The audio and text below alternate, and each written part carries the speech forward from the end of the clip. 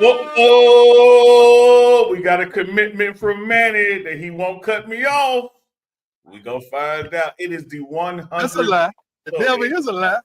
All right, there. See, there it is right there. The lie lied already. Big Dog Chico, Uncle Neely, Deuce Scoop, 100 episodes of the Morning Run.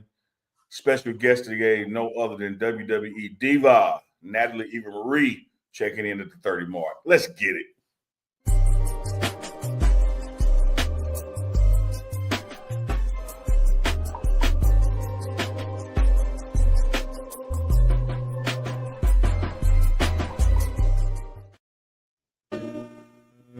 Your body, I'm body.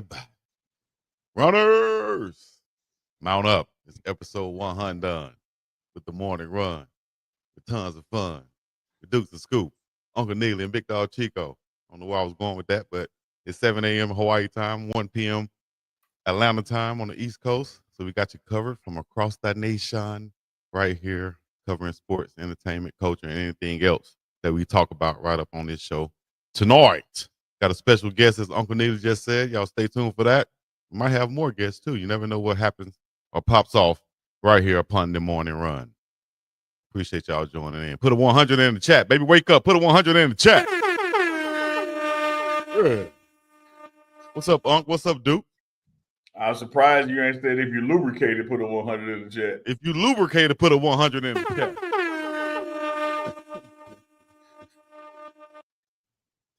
My shoulders and my joints and stuff lubricated so I could be right. Might have to Duke, knock what's going on, baby? You never know. What's up? Boy, that's crazy. Yeah, man. More the same. More the same. Yeah. We got a super chat to jump this thing off to start it off. How about that? Let's start there. All right, we can start there. How about that? Shout out. Happy 100 and thanks for the content. Marty, appreciate you for the fever. See, Maven AI jumped it off too. Oh my goodness. Great shots. Roll up here to see Maven AI for the $50 super chat that just came through. My gosh, you got so many comments. I can't even get to it. There we go. 100 episodes strong. TMR on the pregame network. From mic check to movement. Real talk, real culture, real legacy. Keep hunting for the truth and greatness. You ain't lying. The Morning Run. See, Maven. You understand me? See, Maven, they all right with me. You got good information, and whenever he drops something, you got to read it because there's really some info in there. He's very measured in what he says. So shout out to C Maven AI. Been a big time Morning Run supporter. He's seen good stuff via email too, man. 1999 super chat. Elanissa's in the building. Happy 100 episode, TMR. Appreciate that, L Dog Rag. Hey, can you blow? Can you blow that up right there, Chico? What do you mean blow it up? Make it a little bit so you can read it? Yeah. Better? Yeah. You trying to look at a picture. Boy, you ain't nothing. I was just trying to do my research. Smut man. Yeah, that's me. Yep. 5-star for sure. Okay. Shout out to Elanissa. I never. Okay, Keisha. I see you, Keisha Love. That's a good one. If you're stealing, put 100 in the chat. We don't want no stealers upon this chat. Oh, dog. Unless you're a Pittsburgh Steeler. Speaking of stealing. Uh-oh. My daughter, Alexis, y'all know Alexis. I named my daughter Alexis this morning. And, she's been doing some traveling, doing some consulting work. And she had her cup from FAMU, her coffee cup. And she said, Daddy, every time I drink out this cup, I think about that story you still in that drum major hat. I said, we talked about it just yesterday. So she already knew. Oh, yeah. Uncle Neely took a she drum said, major you talk about it because one day you go talk about it and the person you stole it from will be watching. They will be like, hey, that was me. Hit me up. Somebody did it, and it was you. What's going on, man? What's going on out there in Atlanta, Duke? A lot of people talk about the Falcons still. Nobody really thought the Falcons were going to beat the Bills.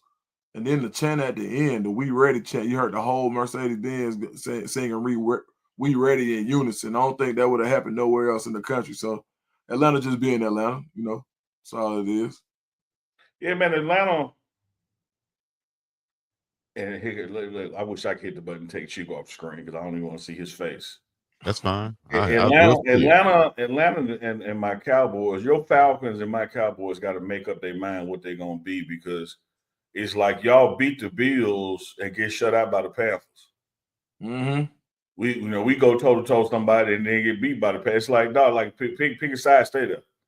You know, it's crazy. The Panthers are starting to make those wins look a little like when you go back and look at the wins that they have. When the Cowboys got the best offense in the league, then the Falcons are beating good teams. The Panthers might end up being that. I think a lot of people are still looking at the Panthers the way they were the last 2 years, and they're figuring it out slowly but surely. So the Panthers might be a 500 or a little bit over 500 team the way they're playing right now. I mean, Rico Dowdle has been a revelation. I don't think anybody expected for you to be able to get back-to-back 200-yard for scrimmage games from a guy like Rico Dowdle, who basically the Cowboys had a chance to retain him and they didn't. So for him to go to the Panthers to get they paid Chuba Hubbard the money, but Chuba Hubbard to be back this week. I don't know how you take the ball out of Rico Dowdle's hands the way he's been playing. Yeah, there's always that unwritten rule, or used to be that unwritten rule. You can't lose your job due to injury. The past 10 years, you've seen that go away. Yeah, that's what it is. Yeah, one of the upsides to it though, with it being the backfield, you're gonna always have to operate that room by committee at some point, and then at some point, you still got to showcase both because you're gonna want somebody to take one of them off your hands. Absolutely, and I think you're financially tied to a guy like Chuba Hubbard, who you believe in, but I just think this is an out-of-worldly performance by Rico Dowdle. And I don't think he's ever had this many carries. Now, correct me if I'm wrong, but I'm not sure if people in Dallas were thinking that he was going to be the next starting running back. I mean, he had some good runs, but you as a Cowboys fan, I'm probably expecting that you never thought that he was going to be a 200-yard back. So, no, that's why you let him go. Right, back-to-back weeks. And what I will say, Javonte Williams has been a revelation for you guys, right?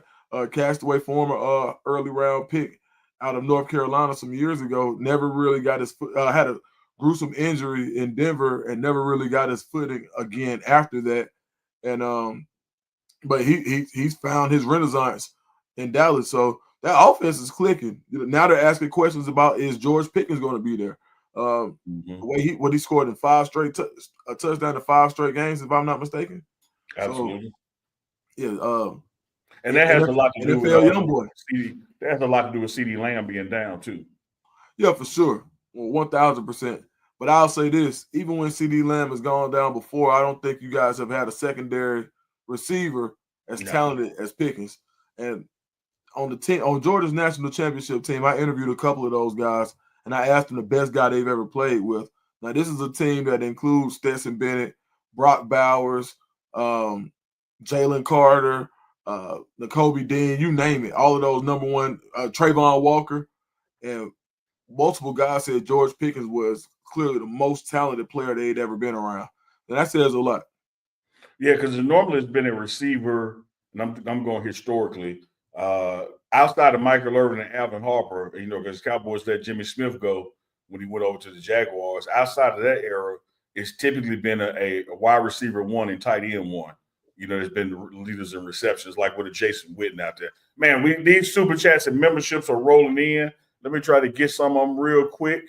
Put them on the screen. Chico, come on back. Let's hit these things up before they pile up on us, man. Because they pile it up. Love it. Kenneth Jones with the 20 bones. I don't think you ninjas are going to make it to see Hunter since Chico used the shirt money to get his hair done. Happy 100 episodes. That's a lie. It never is a lie.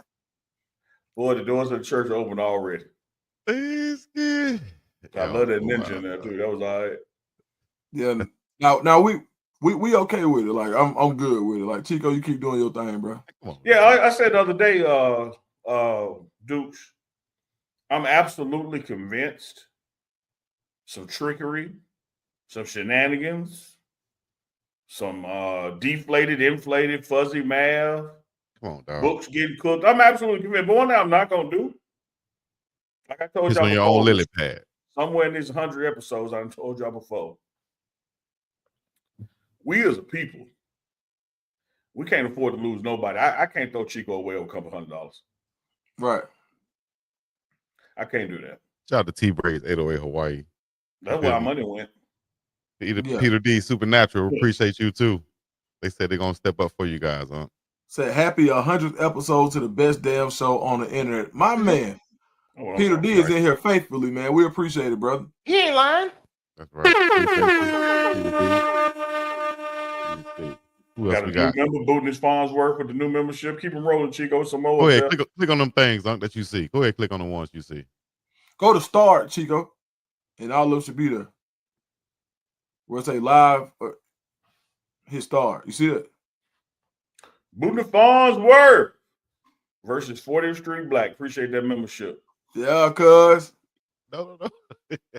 Yeah, cuz. Yeah. You so wild, dog. All right, go the other way. There you go.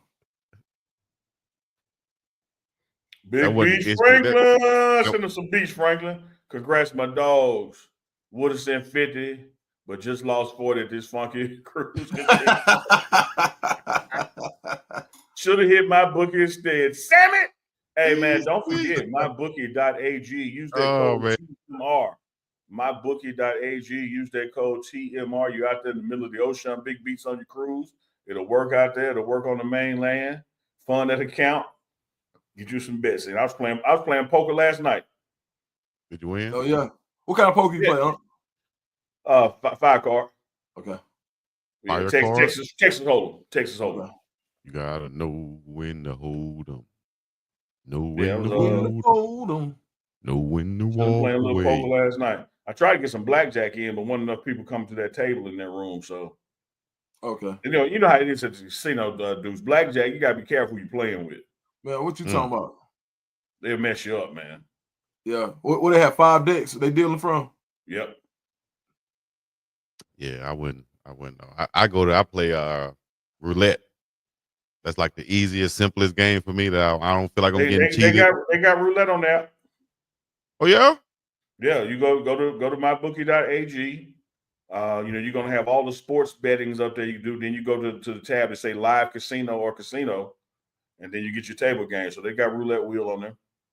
So you can be just like you live at the casino. Yeah, with your last lose all your money. Lady at the casino. Hey, that hit a chord with Duke's head popped up. Because I remember you said the last $2 was your family song, right? He can smell the catfish. He can smell the catfish and the cards and the dice rolling and the money. I'm not gonna lose. Last $2. Hey. Well, BJ Nelson, appreciate them 10 bones, baby. Congratulations, Chico Dukes Neely. I listen from the plantation every morning. I be hollering at work, man. I know that, right? Yeah. Plantation, not the plantation, as they say. Man, we appreciate it, though, man. We appreciate y'all supporting us wholeheartedly. You got some more in there, dog. Hit them up. Go to the top and scroll Dukes, down. Dukes, that wasn't the issue, Duke. That's why I told Unc to hit him. That wasn't the issue, but I appreciate you, Duke. They're trying. I'm right there with you. I appreciate that. That wasn't the issue, though. You always be talking in codes. Yeah. And then when he should talk in code, he don't. Be like, hey, don't tell the KIDs ain't no Santa Claus. I think you're supposed to say, don't tell the kids there ain't no SANTA. Come on, dog. Backwards. Yeah. Appreciate that membership, Rich. That's what you're supposed to be saying. Chico, you gonna get the rest you on? to click on them. I would do it. Give me the clicker. I think we hit them up top, Dukes. I think we hit all of them, Duke. You ain't get Miss Dawn Duncan? What Miss Dawn Duncan at? Let me see. Miss Dawn Duncan, we ain't hit you up. Happy 100 episode, TMR. Love y'all for real. We love you for real too. Miss Double D in the building. Yeah, Miss Dawn Duncan been riding with us for a while, man. Get Jay Brown, yep. Jay Brown. Jay Brown to $9.99 with the emojis. I hear you with the 100 all the way to the strong arm. Yeah. Appreciate you. I think we got Marty and Ella Nissa, right? Yep. They hit that Lorenzo Carson. Lorenzo Carson. We got Lorenzo Carson up in here too, cuz. They gifted 10 pregame network memberships. That's that boy Fletcher Cox, ain't it? Yazoo City, Mississippi. Yes, sir. Call him Bug Guy. That's what he called him. Nobody called him back down here. His name ain't Fletcher down here. His name Bug Guy. Yeah, we got another new member, Reggie Brax 4. Or 4. Reggie Brax 4 became a member today. And Let me ask y'all this, man. Charlotte in the building. Let me ask y'all this. Sabrina Blankenship. I got them coming, Sabrina. Don't worry. Stay tuned. I got them coming. Appreciate who wanted first, Chico? You wanted Dukes, you wanted. Who wanted? Oh, Dukes can have it. Okay, Dukes. Take him first. Take him first. Dukes, this is episode 100. That means 99 is in the books. Right. And we know the day going to be a great one. Yeah. You look past on the 99 previous episodes. Give me, and you can do it in no particular order, give me your top 3 moments.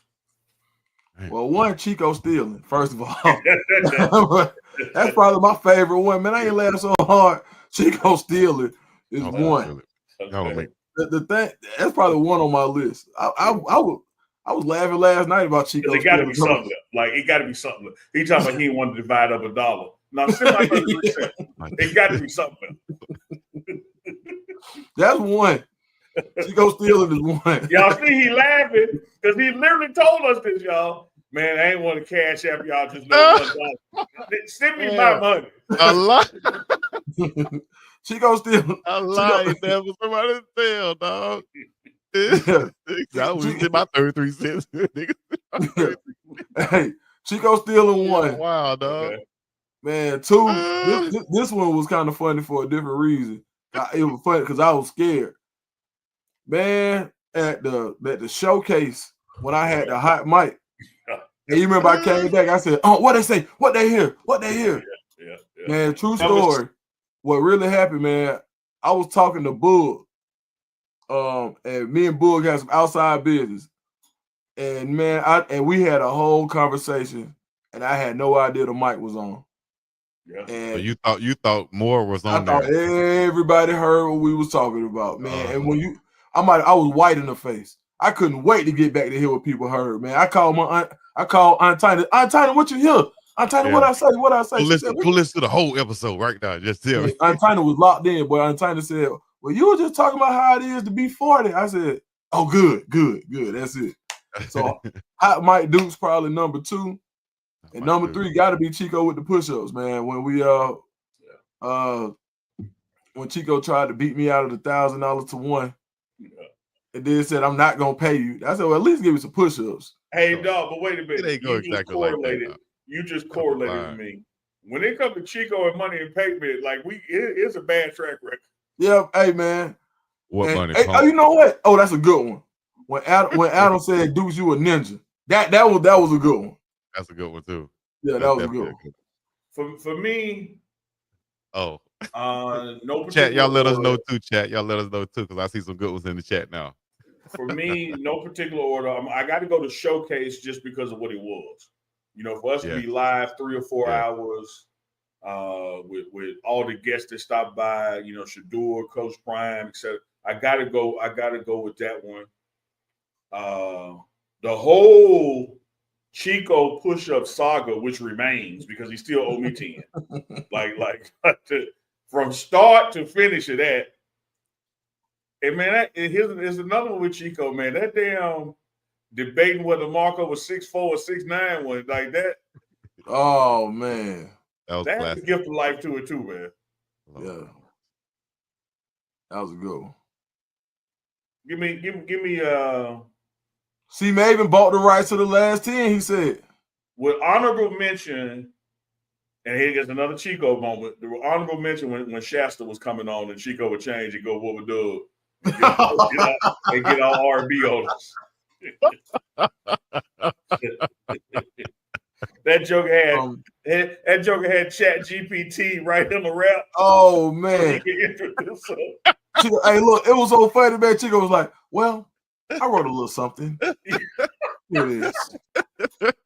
Whether she's on the fairway or the runway, if she's a non-iron or ironing her hair." Dudes, every guest it don't even no matter who book them. She gonna be like, "I need to bring guests on." Like he Yeah, because That was that day. Shit. Well, lot loaded and ready.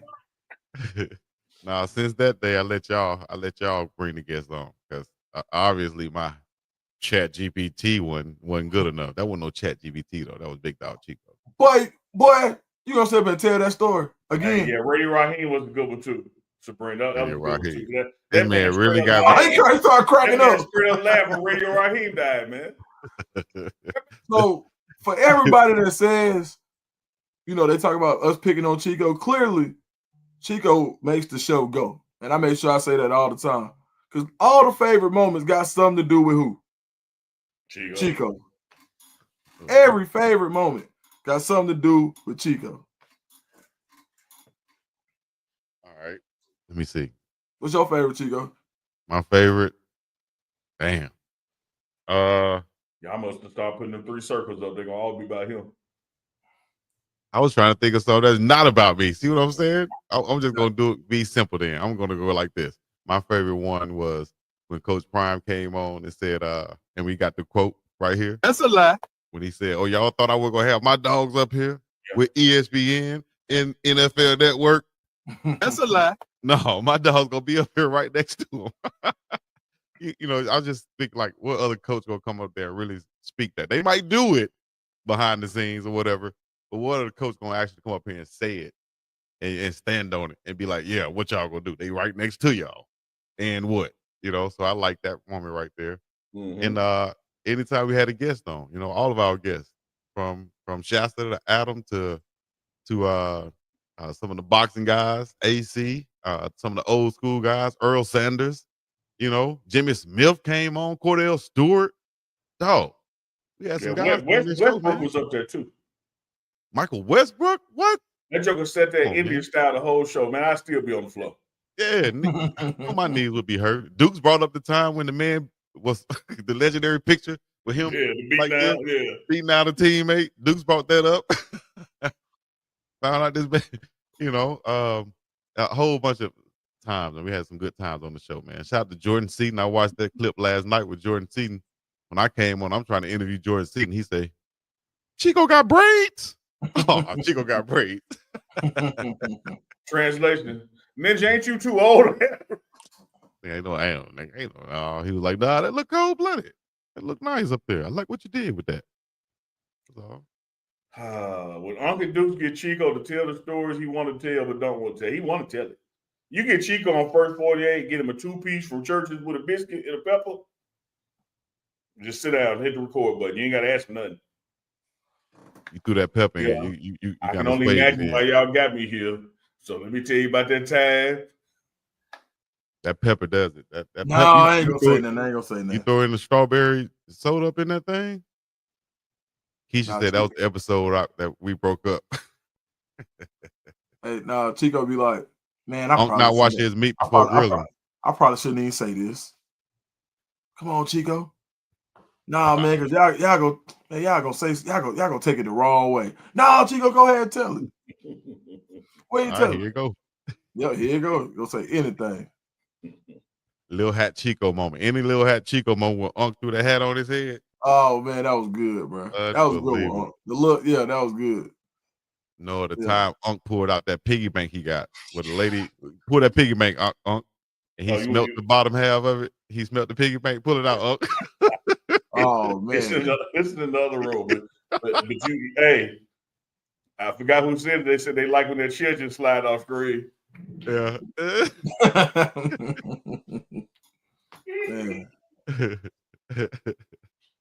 That's crazy. Yeah, man. We had some moments on the show, man. We appreciate y'all from day one. You know, we never knew we was gonna get to 100, but we here, so we gonna go to 200 and 300 and 400. I was about to say like LeBron said, you know, 500, 600. 600. The least we'll do, we'll fall. Oh, he went and got that thing. I bet you won't. This that 1960s, 70s legendary piggy bank right there. Oh my gosh. That's where the coins go. Unbelievable. Hey, boy, hey. That's Duke won crazy. one. Duke Hey, won one. you remember the video vixen? Who was that? They got slid credit card down. No, somebody said, I think you called Uncle. Hold on, somebody did you call No, Uncle? The video vixen. Yeah, he did. Yeah, I said, "Don't call me." She gonna call me a video vixen. See, Somebody just put that in the chat. Duke would have said that. Duke thought it was on me. It was on you, Unc. Yeah, that's not Chico. Oh, then don't forget when he said he gonna turn invisible and jump me. Oh man, why I cried laughing? I said of all things in the world, you gonna be invisible. I said, Chico just started cracking up laughing. I started laughing too. I was like, Chico, what the hell you gonna say? I just thought about it in my head first. Like, what would you like to do? Like, what would be your superpower? What was the question? What would be your superpower for like one day or so crazy? If you could be invisible for a day, what's the first thing you'll do? Chico said. Oh, He just started crying, laughing. I was like, Chico, what you gonna do? Unc was paused. Unc was getting on me that day. He was getting on me. He was hitting me that day. Man. He was hitting me. I said, all right, I got something for your ass.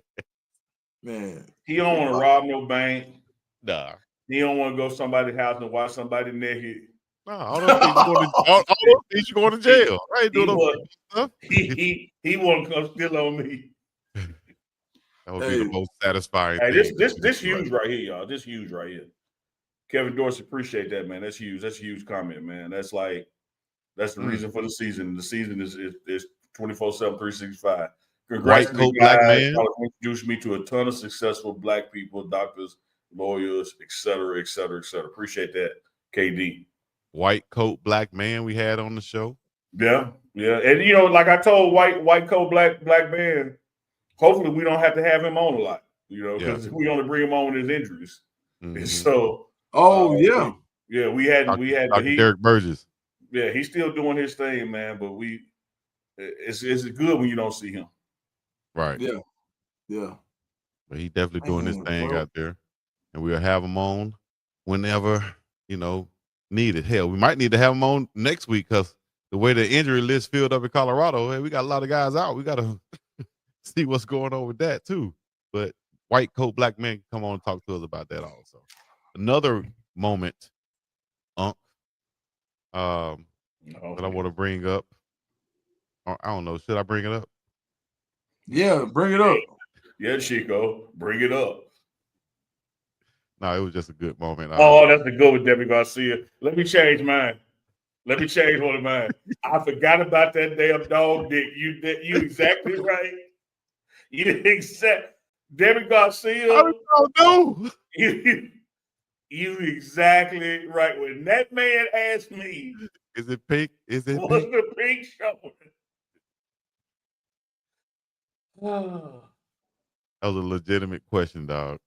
Is the pink showing? Sick son of a. 2 times when I was walking in the stadium and Unc saw the guy standing up under the thing with his like this. Saw the guy standing up on the stairs, and then when y'all cracked up when I told the dude that I'm gonna be buff like him one day, gave him a compliment. That's how y'all mad at that? Make no sense. Hold up. Let me see if I pull that one up right quick. If y'all want to relive some of these moments, you can go to our Instagram page right now. We're on Instagram at The Morning Run Live. If you haven't followed us yet, please go follow us. And you can see some of this content that's online and available right now. Here we go. What's the next one? When Chico said he was asking this, so what we doing? So what we doing? You was rolling that day too. You like, so what we doing? He sat on the couch and leaned forward. Hey, so what we doing? Hey man, and I did want to say, man, like as far as to everybody who listened, this series right here, man, the ability to be inclusive, for us to be able to include people like Chico who may have an alternative lifestyle and have alternative things that. Man, y'all better stop. Your mama house, she stand on the steps watching you pull out the driveway. Come on, Duke. No, I'm just saying, Chico, you my real cousin, bro. We family. I got real cousins too. Right. So what I'm saying is like, Chico, a lot of people may not really know who you are as a person, and they let your some of the things that you say and some of the things that you like to do get in the way of that. But I want people to know that Chico is Chico and unapologetically Chico. And there's a room for whoever you want to be in this world. Like if you want to let that freak flag fly, if that's what you want to do, Chico is like the president, and we support him. If that's what you want to do, Chico, this is an inclusive show. You will not be chastised. You will not be abused. Like nothing will happen to you. And we got your back, dog. And I'm proud of you for being you, man. And if you don't believe that, Chico, the personification of his words that we know you stealing from us and we ain't put hands on you. That lets you know words from that lets you know how much we appreciate you. It reminds me of that show The Wire on HBO when somebody finally in episode 1 they shot Snot Boogie because Snot Boogie used to steal from the dice game. We ain't gonna shoot Snot Boogie, man. That's Chico, man. That's what he do. Chico, I will tell you and Dukes this, man. Before our guest coming on, she just texted she's coming on at 5. It kind of came up yesterday, even with Tiffany. Shout out to Show 99. Tiffany Green was a big one. Mm-hmm. To have the spirit in a world where people try to keep you apart, in a world where selfishness leads the way instead of selflessness, for the three of us to come together, started out 3 days a week, now up to 5 days a week, the commitment for us to do that, putting aside our own individual thing to grow this joint thing, that's like my overall favorite thing from all of this as well.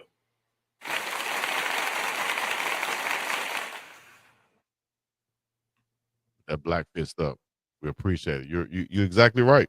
I heard Duke say on one of the interviews he did, said, "What does the morning run mean to you?" Duke said, "Accountability." You understand me?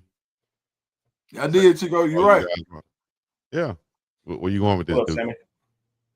You did. I'm right. And then what? Huh? Oh, I thought you was going somewhere with that. Chico, you're right. Oh no, you just right. Now I did say that. But when you think about it, I kind of be doing stuff on my own. I just do stuff. So having to be somewhere every day, I try my best. I'm about 94% out of 100. And 94 is passing like a mother. You know what you talking about? I ain't 98, but everybody can't be big dog at time. Hey, look, I ain't catch Buddy. Only I ain't catch Buddy to the right either though. Well, he got that chicken wing go too. He's right there. Yeah, I ain't seen him either. His dog. Hey, that's why we got to do a reaction show, something like this, man. Only awkward notice this. Hey, boy, that's crazy. Uncle Neely. Hey, we got a surprise special guest about to join. We got Natalie Eva Marie. Yes, sir. She's coming on board, but Coach Prime just hit me. No. And so he about to hit the link. What'd he say? What'd he say? Well, that's the Ice Cube training, the Ice Cube Friday right there. What'd he say? Man, he just play. Man, name one person playing in the hood like that. Right. That's not nobody. Smoke up and down the street all day playing. All day playing. Right. Think he playing with you? Ain't playing. Let me tell you who ain't playing. Who ain't playing? C. Everett just dropped 100 in here. No. C. Everett just dropped 100 in here. Super. C. Everett just dropped 100 in here. Man, that's huge. We appreciate this love and support. Episode 100 right here at the Morning Run. We got you covered across the nation, from Atlanta to Jackson, Mississippi to Hawaii. We got you covered, dog. Appreciate you, C. Everett. Unc, I think we got our guest in the back, Unc. Yeah, should have now, man. Let's bring her on, man. When Prime come, bring him on. Let's I think Prime on too. Let's do it. We're gonna have a party up in here then. Yeah, let's party. Wanna have a party, y'all. Here we go. Ladies and gentlemen, boys and girls, children of all ages. Oh. Hello. EVA! Give it to me. Give It it to me. I'm all about that interest, baby. Give it to me. is. Do that intro, Unc. Do that intro, Unc. You want me, let me give her one. Good morning, Ron. Ladies and gentlemen from across the world, we are pleased to present and introduce the Diva Natalie Eva Marie. Yes, sir. Yeah, give it up, chat. Give it up, runners. Let's go. Boys, I love that. I was just good with my little horns. We can't. We gotta give you big horns. There How you go. you feeling? How you doing? Appreciate you taking time and hitting up the morning run.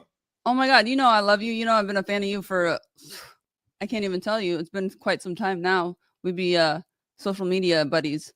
That's the beautiful thing about social media. We, we hear a lot of negatives, but that's a positive is I got to connect with someone like yourself, follow your journey.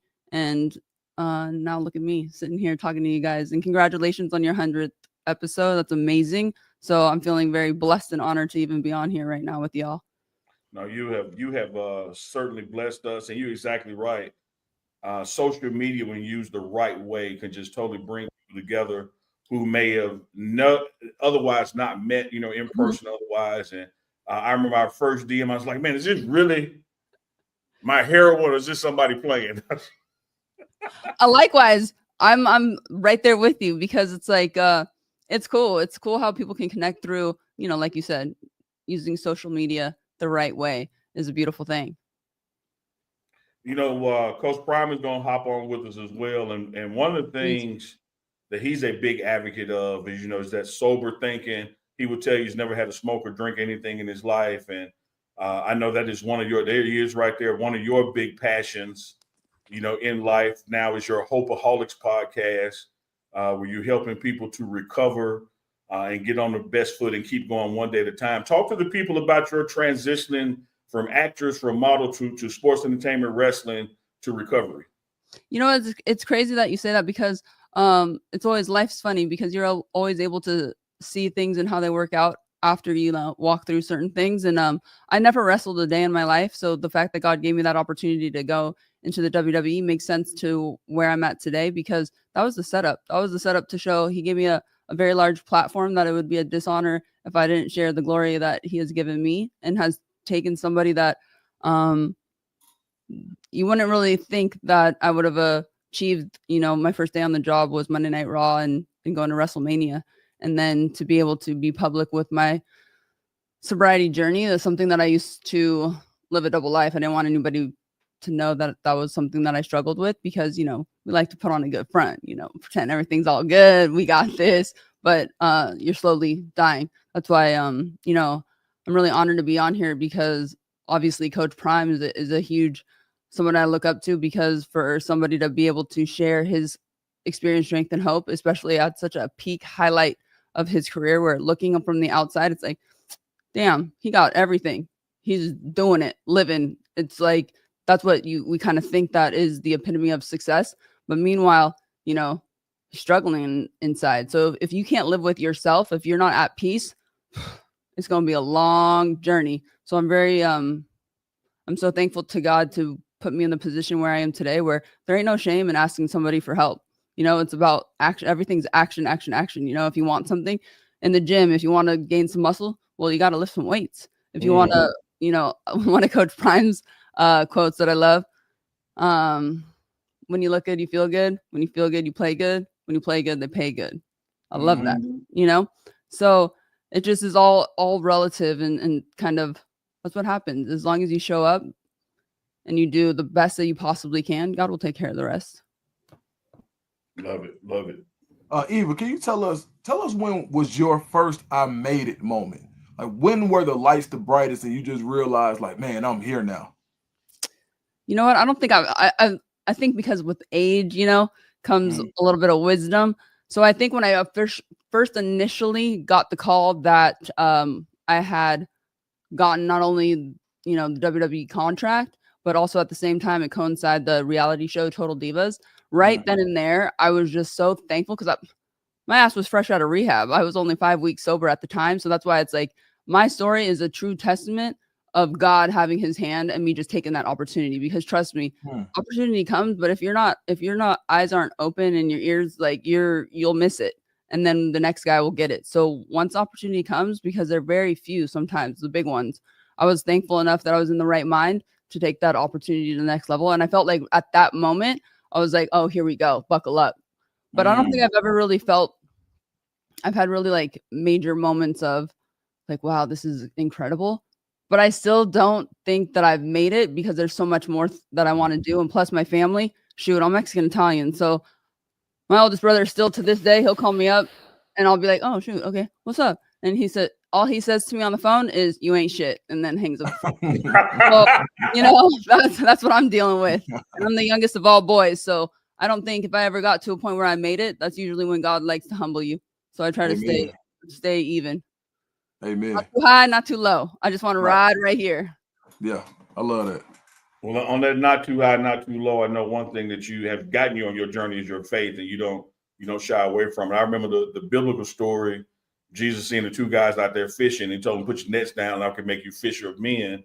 You remind me of like whether it's a Jim Brown, who at the height, stopped to say, I want to, pursue acting and help more in civil rights. Maya Moore, who stopped at her height, to pursue criminal justice. And like you said, here you were on Monday Night Raw, WrestleMania, and you had this bigger calling that you've been able to reach more people because of the first calling with wrestling. And a lot of people wrestle with, when they, no pun intended, when they hear that call to do something else, they want to keep doing what they're doing and not what he wants them to do. How was that internally?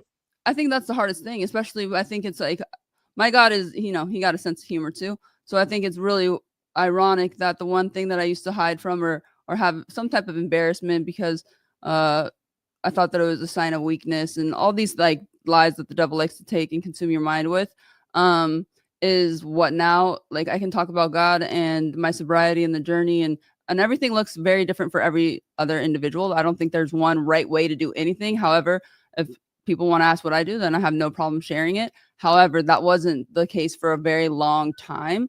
And so I think the one thing that I was so ashamed of and embarrassed about is the one thing now, I came public on season 1 of Total Divas just because I wanted to get in the front of my own story, because I didn't want to walk into a locker room and all of a sudden the girls are holding my mugshot and they're like, oh, Eva, what's this? And then I'm like trying to backtrack and be embarrassed. It's like, you own your story. You own everybody. All of us have one. And so there's no shame in owning that. It actually is quite powerful and it's freeing because our secrets keep us sick. And, only God can judge me. So I think that it's wild that at the time obviously I called my parents and made sure they were cool because, like I said, Mexican Italian, you don't put shit out on the street. And so I made sure that they were good with it. And obviously, they felt, confident in what I was doing. And so like fast forward to where I'm at now, it's like, that was God's setup for me, paving the way for me to just be a vessel and shine in the light as much as I possibly can in such a darkness, especially now. Well, let me tell you this, as your big brother from another mother, one, you ain't shit. And then two, I want the people in the back to hear that again. Our secrets keep us sick. Mm-hmm. Fact. Yeah. Hit him with the. He ain't lying. Gotta hit him with the 1, 2. Oh, that one. That's a bar there. Our secrets. Let's go back because I'm a big wrestling fan, right? And if I say you live my dream, I gotta watch what I say on this show, because if I say that, then Uncle Neely might say, "What? You were a diva? You wanted to be a diva, Chico?" So no, I wanted to be a wrestler. Got you. And you went through that. I think it was a 4-week wrestling camp. Yeah. Can you talk about that and how that has helped shape you and how tough that was to go through? So that's what's wild is like the journey to get to WWE was such a. I don't think there will be another person that had my avenue, because one, they don't do the diva searches anymore. Now everyone's called superstars, but at the time they were doing, at all the major cities. They came to Los Angeles. I just went on an open audition. I was living the normal typical LA life, auditions during the day and then bottle service girl at night. And so I got this audition to come down to the headquarters in Los Angeles. And when I had no idea exactly what it was, because at that time I was 28. So I had been on a lot of auditions. And I remember my parents being like, because the goal was to be a professional soccer player. That was my dream. Right. And so that's why I love Prime too, because one of his things is, you know, you got to believe. If you don't believe in yourself, how do you expect somebody else to believe in you? You know, Mhm. so it's like that self-belief is imperative, obviously in a healthy manner. You don't want to do Right. this like where no one can stand you because you be, you know, talking too much about yourself. But you need that inner self-belief, because there's going to be moments of doubt and insecurity, or where like just the day is not going your way and things are a struggle. So you have to be able to persevere and stand strong. But I walked into the building, I saw Hulk Hogan and up on the wall, and I was like, started to think like, oh my gosh, this is like WWF, what I used to watch back in the day with my brothers, because I shared a room with one of my brothers and we have bunk beds. So of course, you know, we're dropping elbows and doing the whole thing, or they're using me as the dummy. But so then I really started to think after that first audition. I was like, wow, God, if and I had just gotten out of rehab, by the way, so I was only 5 weeks sober at the time too. And I just started to pray, saying, if you could give me this opportunity. I don't pray the way that I used to, which is like I used to treat God like a genie. Like, get me out of this jam. I'll never do this. God, come on, come through. That's me. Yeah. While the bathroom was spinning, I was gripping the toilet. Yeah, right, exactly. So I was like, wow, it will bring back that camaraderie that I missed so much by being on the field and in a locker room. Bring back the physicality, the competitiveness in the gym, just like giving me that direction and purpose to show up for. Then you get to perform in front of a live audience and build a character. And then on top of that, WWE does so much within the community. So my dad is a Vietnam veteran, served in the Marines. So anything that with our military is like really, really important to me. And WWE does a lot of community work. So I was like, damn, if I can like run with this has everything that I want to do infused into one. So let's run it. So as soon as I got the first call back, and then I got a second one, and a third one, and then the last one, and the third one was kind of nerve-wracking because you had all the yes men in there. I remember Triple H, and they're all sitting there and kind of like, you know, you stand up front with a mic and they're just shooting like a million different questions at you. And then the last audition portion, which I always refer to it to like AAA baseball, right? So now NXT is obviously its own program. It's also televised. And so it's grown dramatically. But at the time, developmental was like, you go to Tampa and you learn how to wrestle. You learn how to build a character. You learn how to work with, you know, all the different producers and how to storytell and how to actually like put a match together. So that was what the tryout was for, to get a developmental contract, which I refer to it like AAA baseball. And then you hope for the call up to the big leagues, which is Monday Night Raw or Friday Night SmackDown. So after the 4 weeks, day one, I fell in love because I was like, this shit is wild. Like, this shit is so hard. Like, what have I gotten myself into? I'm a field athlete. I like to keep my feet on the ground, you know, not doing even just like forward rolls, backward rolls. I'm like, what? I remember it vividly. Like, my body was so sore. I couldn't even like lift my legs. It was wild, but I fell in love with it because I think looking back, you know, sports and athletics gave me so much purpose in my life. I like would get up to live for that, whether it's the way that I ate, the way that I was training, the way that I would show up for my teammates. And once that was removed, that's really where my addiction kind of like spun off, because I kind of lost who I didn't realize who I was. But walking and stepping into that ring, that first tryout, was something where it was humbling too, because I was horrible. It was just different. Your body's doing things that it's not used to. So after 4 weeks, boom, I got the opportunity. I got a developmental contract. 4 of us out of like 16 girls that tried out. And all that meant was you're packing everything up in LA and you're rolling the dice and you're moving to Tampa to see if you can kind of get this and see if they see something to bring you to the main roster, Monday Night Raw, Friday Night SmackDown. But luckily enough, God was doing something behind the scenes, because Total Divas was about to pop. They were running it really quickly. And it was a last minute game time decision where they made a decision that instead of picking 2 girls that were already in the NXT program and bringing them up, they wanted 2 girls that were fresh out of the water, like knew nothing about the business, didn't know how to wrestle. Because obviously reality TV, they like drama too. So right out the gate, you're going to get that, because I would feel some type of way all of a sudden. You know, you work so many years trying to get up to the main roster, then you get there, and then now you have 2 kids that know nothing about the business and they're right there with you. Mhm. So that's going to spark some animosity right off the get. And I think that's what they were kind of going for. So I went in on an audition right before I was supposed to move to Tampa, and they were moving so fast that I went on a Friday. It was another time in my life where when I walked out, I was like, I killed that. Like I felt it in my entire body, you know? It was the best feeling ever. And so the producer told me, hey, just so you know, we can't tell you about this, but it's moving really like fast. So your life possibly can change within the next 72 hours. And I was like, oh shoot. Okay. Wow. So I drove up to the Bay Area because that's where I'm from. I was with my parents. I got a call on Saturday that I got the job. They mentioned something about dyeing my hair blonde, but I was like in a blackout because I was like, oh my God, like this is Yeah. like life changing. You have to think I was 28 years old, coming down to the wire of like, what am I going to do? I mean, I finished college.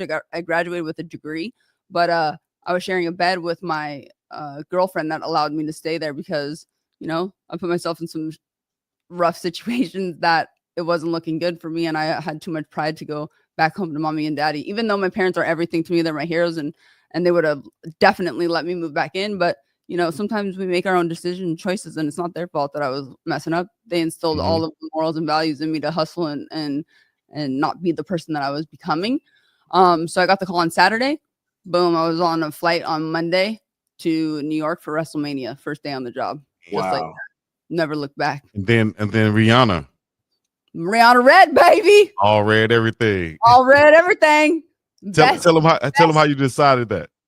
Okay, so at the time in WWE, there was a lot of girls that had left that were platinum blonde. So like when I joined the crew, everybody had like normal hair color, right? So they didn't Mhm. want me to keep my black hair because it looked too much like the Bella twins. So they didn't want people to think this new girl and then get confused with the twins that were on the show and in the company for quite some time. So they asked me to go to platinum blonde. I'm like, honey, I'm Mexican Italian. I tried to be blonde in high school. It was just not a good look, and I'd be bald trying to make it platinum all the time. So I was listening to Rihanna's album on the cover. It's her Loud album, and she had that like crazy fire red hair. And I was in the hairdresser chair, and I was like, no, let's go Rihanna Red. So it was like a ballsy decision, but I always think. But it also was the best business decision I had because there was nobody with colored hair in the roster at that time. Now you tune into WWE and it's like a Crayola box. But Yeah. what I didn't realize at the time was I was making the choice for more like I'll be comfortable within my own skin with the red Mhm. hair and think that I can maintain that way more than the platinum blonde. And obviously at the time being called divas is very much like that's what you instill self-confidence and being okay within yourself. So that's how I was able to sell that to upper management before I lost my job by going against them, not doing the platinum and staying with the red. But yeah, that was a big moment for sure. So shout out to Rihanna. Wow. Inspired me. That's right. Oh wow. Ella. Speaking of inspiration, was there anybody from previous times in wrestling, whether it be male or female, any previous wrestlers that inspired you along your journey? I mean, there's so many just because as soon as I got the job, then that's when my homework really started taking place because like I said, it wasn't a disrespect to the company, but I wasn't a super fan. So I didn't have all of the historical knowledge. Of course, I watched it back in the day with like the Hulk Hogan and Andre the Giant and those like earlier on when it was just WWF. But there's so many different characters of like, you can look at a John Cena where he almost got cut. So his journey or Mike the Miz, same with him too. Like he's a kid from the reality show that just felt he like loved wrestling, loved the business. Right.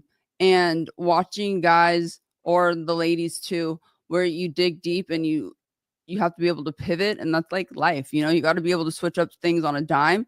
And like John, his character that he obviously had played for decades, it took him a moment to even have that persona. But once he stepped into that, then he killed and murdered it. And obviously has made the crossover just incredible. But I look at that because not only is the whole thing with WWE, what's beautiful about it is you want to make that audience, the WWE universe, feel something. So it's like, if they are quiet when you step out there, whether it's booing or cheering, you want the noise. You want something. Yeah. You need a good guy. You need a bad guy. You need the heel and the face. Because it's a pageantry. It's a show. Yes, we have all the physicality and all that stuff is wild, but people really invest into characters. So I think that's like the superstars that I'm drawn to are the ones that really go all the way in and captivate audiences. Like John has stepped away from the business and then come back. Nothing like it. Nothing like it. And there's multiple guys like that. Look at Ric Flair. Look, Rock is another one. That they got it. But when Rock first started too, they were like, nah, he had to settle into his moment. But that's also another thing, is that they were given those opportunities to continue to evolve and grow. There's other superstars that sometimes you only get one shot. And if you don't, hit it out the park, then it's a wrap. And now, what wrestling has progressed, where there's other companies that are doing an AEW, where other superstars have an opportunity to go and continue on, where at the time WWE was it. So that's all you were chasing. That's all where you were trying to get to that level of that, echelon and be on television. So, yeah. Man. And now you have, go ahead. Chief. All right. I was just gonna say, now you have the wrestlers reoccurring, coming and going to do movies, coming back here and there. Is that something that you want to do? That would be your goal? Well, that's kind of what happened when I stepped away in 2017. I did my first movie with Nicolas Cage and Faye Dunaway, Inconceivable. You can watch it on Netflix. But yeah, that was kind of like the dream too, was to be kind of that go and come back, because I don't think that at the time really a female has done that. And so of course I like to be the first of doing everything, so they had The Rock doing the crossover from, he started wrestling and then he went into entertainment and killed it. And now obviously you have John, you had Batista has done it as well. But I didn't really see any women superstars that have done that. So of course I wanted to take on that role and see if I could do it. So I stepped away in 2017. And that's when I kind of started and did a couple films and TV shows. And then I came back in 2021. So, I mean, the door is like, I'll always go back. Always, you don't burn any bridges. And I feel like I'm such a shit stirrer and a heat magnet that I like to always go back and stir something up, and get the crowd riled up in some capacity. I want to explore those layers, Dan, if you will. I feel bad I feel bad I'm taking up so much time. I feel like this is about you. Okay. I feel like Prime was in the chat and then I saw him leave, so I feel bad. Yeah, well, he's having connection issues. Okay. So he tried to log on and join us for this 100th. He's still trying, so he may pop back in. But I think he's out at Country Prime in the middle of Canton, Texas, so his signal is pretty weak. So we'll try to get him on as well. So no, that was not your fault. Good. I didn't want to be rude, and I didn't want anybody in the chat being like, "What happened to him?" No, I was looking forward to introducing y'all, having y'all on the screen at the same time. I know he's still trying as well. You just had last night, Angel Reese, WNBA, did the Victoria's Secret one way, and a lot of people always try to challenge folks when you're doing more than they think you should do, and it really happens to women a lot when you put the sexuality piece in it. And worst kept secret, you're drop dead gorgeous, and you do all these multiple things like working in recovery, blah, blah, blah, blah, blah. Do you ever find that like some people try to discredit it because of the looks, or do the looks help it? Like women have to walk a tightrope in that regard that sometimes men don't even have to think about. Sure.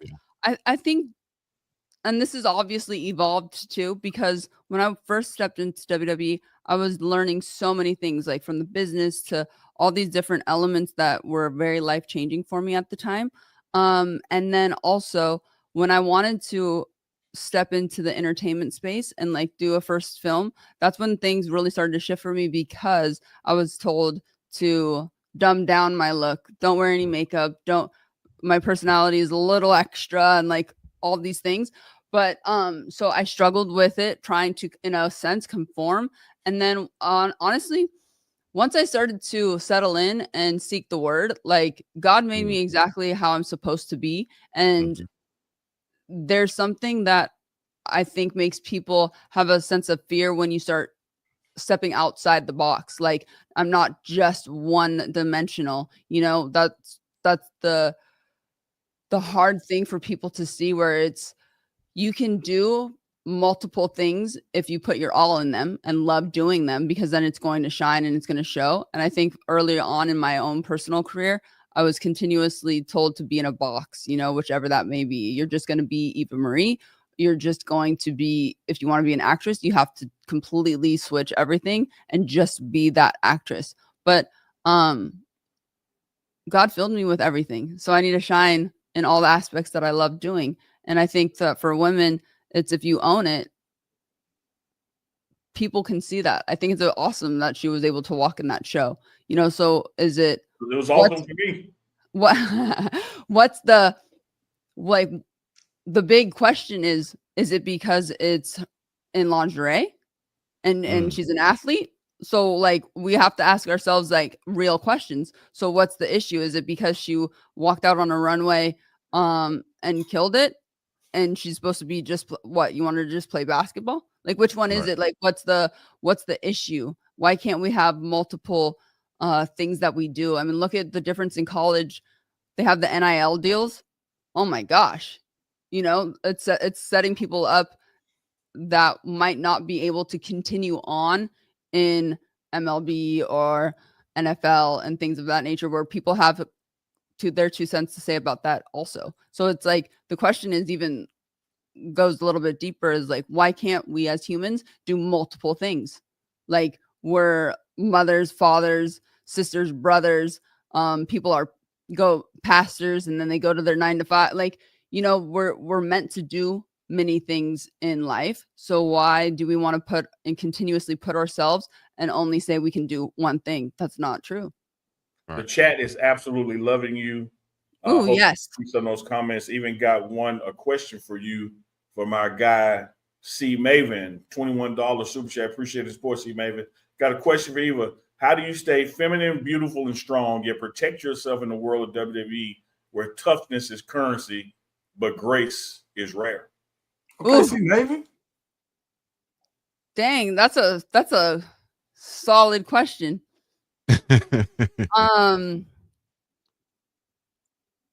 I mean, honestly, it's like, I always believe in everything, for me at least, is mind, body, and soul. So number one that I got to take care of is my mind. Mind is, if you can master your mind, you can master your life.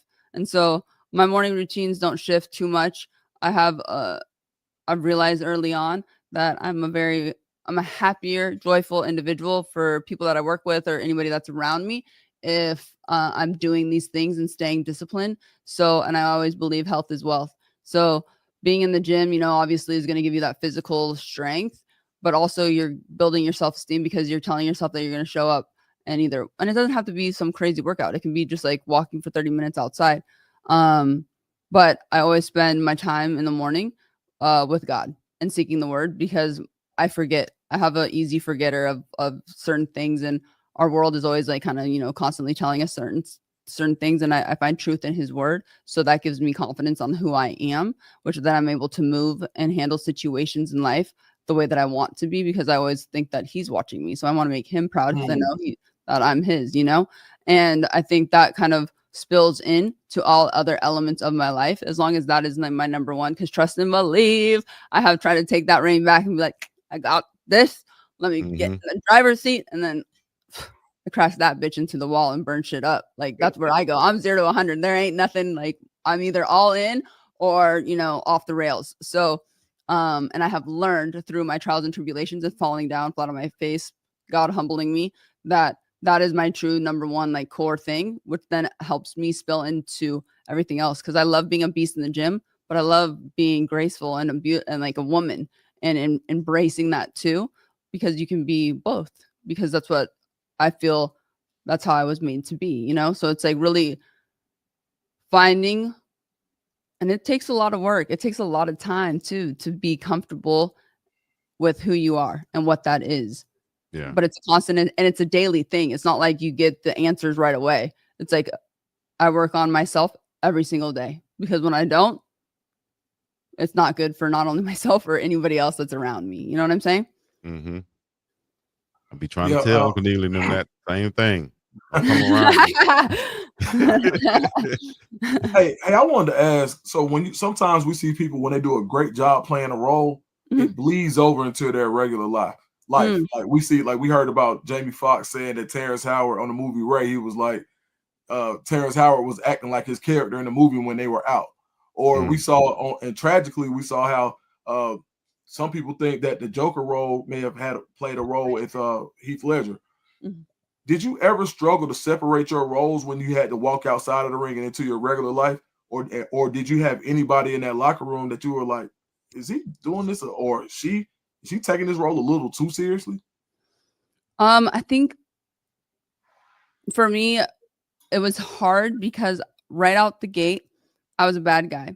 And so I was a heel. I'm forever probably going to be one. And I'm very fortunate and happy that happened, because it established me really, really quick with the WWE universe. However, I had a really difficult time with, like, it's the polar opposite of who I truly am as a person. So having that like duality of people thinking that it's you, but not really, because it's a character, where in a movie, you very much know that you're playing Joker, or you're very much playing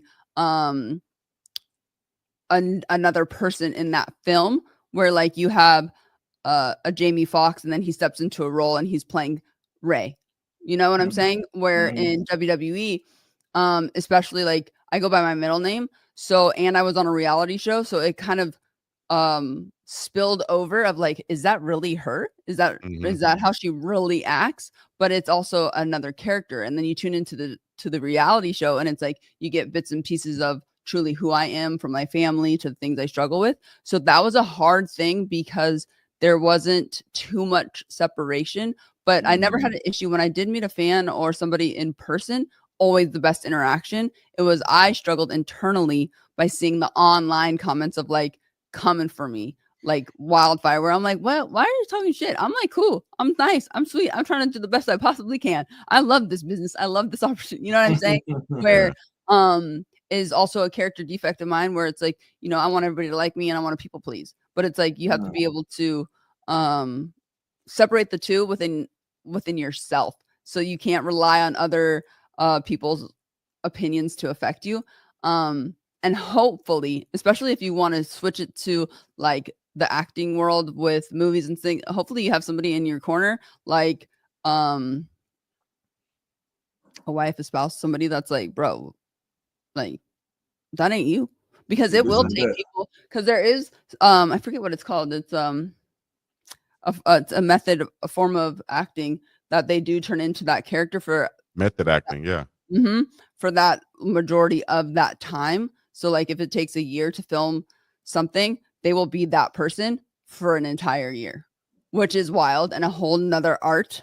But that's also another element, you know, because they're able to kind of hone in and like separate themselves for that year for that specific role. They're not like going and doing life. They don't break character. Right. Exactly. Yeah. Which is wild. We got a comment. It's not a question. Got a comment for you. Okay. And then I got a question for you. This comment is from Miss Dawn Duncan, regular viewer of the show. She says, it's abundantly clear that she prioritizes her mental health by the way she so eloquently speaks about her journey. What's your response to that when you hear that about you?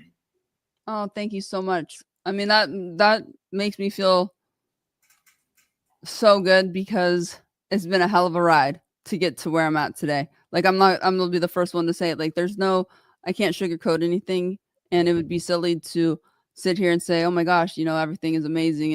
And it wasn't a struggle, because there's moments of darkness, I think, in all of our life. But the thing that I have learned with that is it's always darkest before the dawn. So if you can hang in, and that's where true like growth comes from. Really is a testament of the work that I've done for so long, you know? So it's like seeing a comment like that, it means the world to me. And here's my question to you, because let me set up with this. I appreciate the video that you did for my brother when he reached his birthday, if you will. And when I watched his journey along the way, there were certain things, certain environments, certain people, activities that he had to remove himself from until he got to where he is now. And as I look at when you say that you were 5 weeks out of recovery when you got the job and your journey through WA, it seems like it's an aggressive, addictive industry, no matter what the addiction may be. How was it trying to navigate your path, but yet working in an environment that's counter to the path? That's such a good question. I think one, timing is crucial. So I was ready because I had gotten my first run with sobriety at 23 initially. Shout out to my older brother because he's the one that kind of, opened that door for me to see. And after that, once I thought that I could take it in my own hands, I had 3 years of sobriety and then I relapsed and went down to a pretty dark place. And so I think me getting the WWE opportunity at 28 and fresh out of rehab, I had the wherewithal and the self-awareness of like, this is a once in a lifetime opportunity and you will be the one to fuck it up. So like, you better hunker down and do what you know that has worked. So I write a lot, not every morning I try to, but sometimes, we're moving and shaking and things. And Matthew McConaughey has said it too. He has a great book, Green Lights, is that if you write a lot, you're able to go back in certain aspects and parts of your life where things are moving. He always refers them to the green lights, things are cooking, feeling good. And to look where you're at. What are you doing? What are your disciplines that have you, consistently been doing? Is there something that is consistent? And then likewise with any time that is like kind of bad or you're going through it. And so I knew better where for me, I've tried sobriety in many, many different ways, trying to white knuckle it, tried to do all the things that I thought that I could. But what really works for me is I got to work a 12-step program. I got to have a sponsor. I got to go to meetings. I got to sponsor other women and stay tight and stay as best as I possibly can. So as soon as I got the job, I put my tail between my legs and I called up my old sponsor because in the program, you get to a certain step where you basically confess all the things that you think that you've either done or that you care, all your secrets per se. So I remember calling her back up because at 26, I was like, thank you, Mo. I love you. Thank you for giving my life back, but I'm good. I'm cool. I'm straight. I'm out, and she was like, okay. So then here we go. 28, put my tail between my legs, called her back up. Because I didn't want to put my shit out on the street with anybody else. I'd already done it with her. So I said, hi, Mo. It's me. I'm back. Will you take me? And then luckily enough, she took me back and she's my sponsor today. So I've known her for 20 plus years, which is wild to think. And then, work the steps. And I don't work it perfectly either. But that's, I think, for me, what maintained my sobriety throughout the crazy journey of starting in WWE. We're on the road 290 days out of the year. At the time, I was like freshly engaged too. So I was like navigating a real, like trying to do a healthy relationship. And then Total Divas, which is a reality show. So if I didn't have that anchor, I would have embarrassed my family because if I was in my addiction on that show, especially on Total Divas, it'd be on and popping. I'd probably be on TMZ every damn week. Not in a good way. Yeah. One of the things my brother shared with me, I asked him, I said, man, what was the difference between try 3 and tries 1 and 2 that the third time worked? And he said that he had to come to the understanding that there is no cure, that this is him for the rest of his life. And so the first 2 times he thought, okay, I beat it, I'm done. I went through the little program, now I'm good, versus understand like, no, this is something you're going to fight every day that you're walking. Absolutely. And I think that it says it perfectly because when I walked in at 23, I still had that like little cocky attitude, sit in the back, like I ain't like these people. I'm not supposed to be here, whatever little things that you say, but it's like, clearly, bitch, you're in here because I'm on a goddamn court card. You know what I'm saying? Like I got here by my bad decisions. So, and I think that I had that inkling in my brain where I could control it still, or I got this under, I can do this, or I'm not weak or something, that's like kind of false.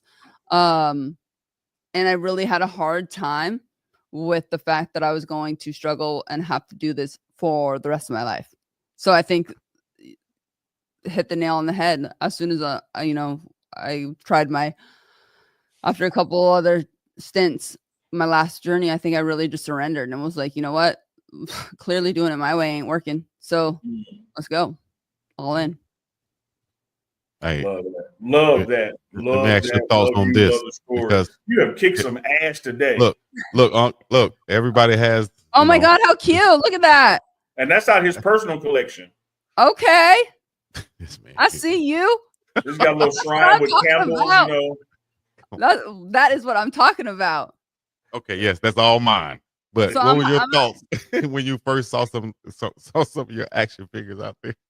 Well, what's crazy is it was such a wild it still is. It's still insane to me because you just like sometimes, and that's why I know I talk about like my faith a lot, but it's hard not to, because as a kid you have a lot of dreams and you have a lot of things that you want to accomplish and achieve, but then